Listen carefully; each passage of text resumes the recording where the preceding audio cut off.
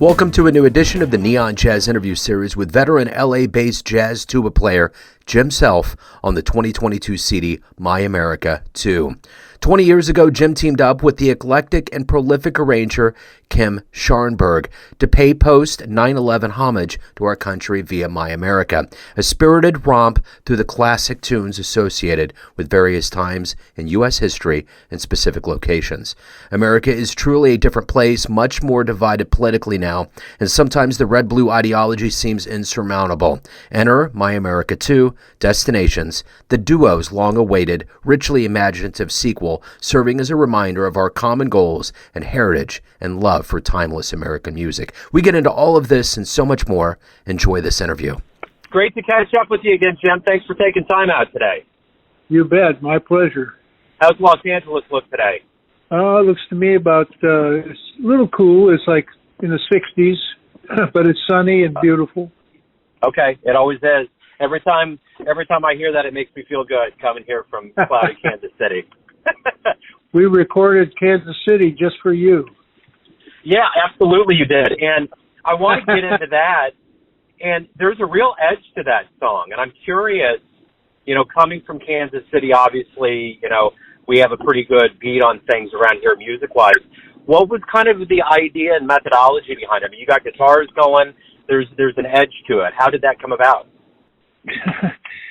It's hard to explain, but as you probably know from the notes that this is the second album I did with this arranger, Kim Scharnberg from back east, who is a brilliant writer. And I guess this is all about locations, destinations in America. And Kansas City is, of course, a major one. It's a major song. So we took that, and he actually did a medley of two versions of it. And then as far as the soloing goes, we had 5 great soloists on the album on that particular tune. So we had them all play, including my neighbor, who's this great rock guitar player, Steve Pfister. I wanted him as part of this album because he really added a lot of spice to it. Start out with the tune Chicago, and you kind of move down the line.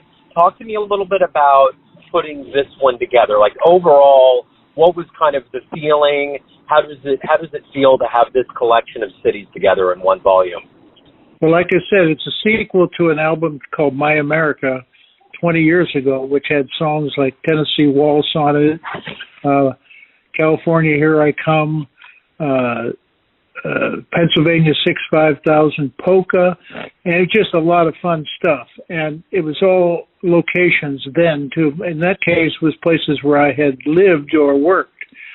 This one is not quite the same as that, but both Kim and I, the arranger, have connections to all these cities in one way or another. That's how, and we just picked hip tunes that we thought from these cities or these locations. So you have I Love LA on there. How did it feel to put that one together? Well, I worked for Randy Newman a lot over my career. I did several albums with him. I didn't do the one where he recorded I Love LA, but I did several others, including, I think, his last CD, the one that had Putin on it.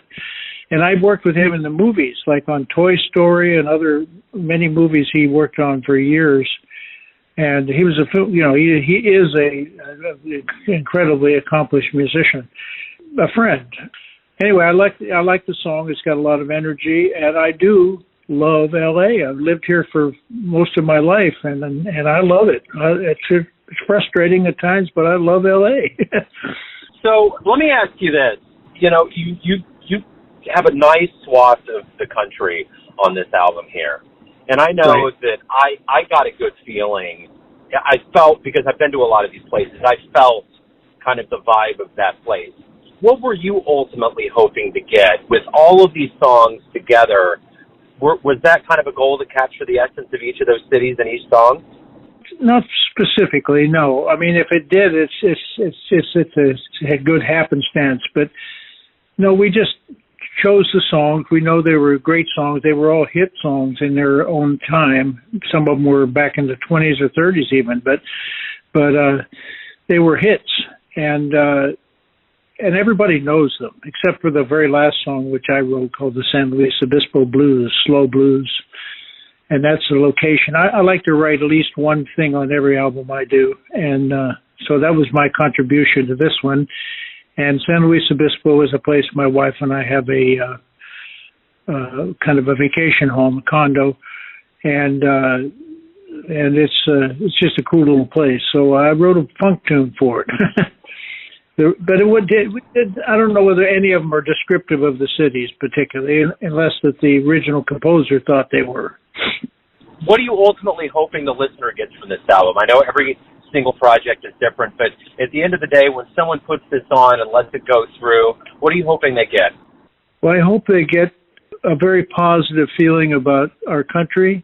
We've been through a lot with the pandemic and with politics and so many other things in recent years. There's a lot of people need relief. This is an album of songs that everyone knows. This is not an album for the jazz aficionado necessarily, but it's got plenty of jazz playing on them, jazz solos, and so it's still a jazz album, I think. But it's I just hope it helps. Maybe I'm being a little high-minded, but I just hope it helps people heal a little bit and think of the positive things of our country, which are enormous, and all these songs display that in a way. Well, I think music is the healer for sure. So if anyone out there, the best way to get this obviously would be to actually buy it, pick it up versus streaming. Where's the best place for people to pick this up and find out about any live shows, anything going on with you? There's no live shows at the moment. And this particular group of musicians, it would be very hard to pull together because each tune was a different group of players in a way.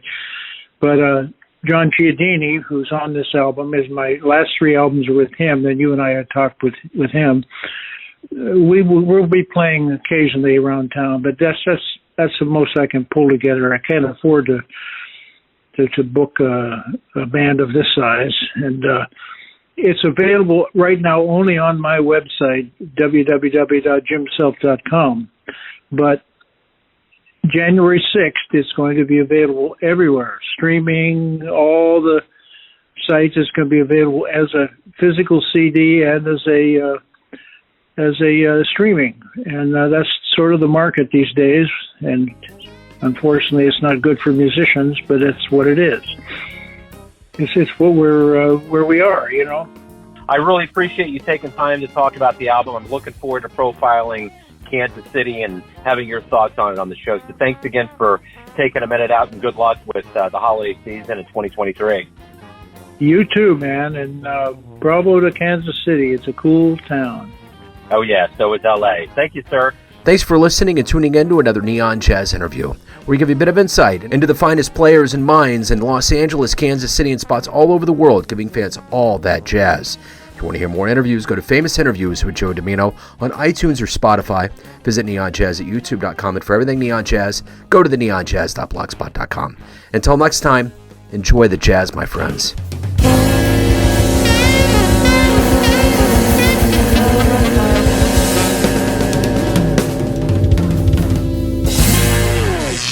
Neon Jazz.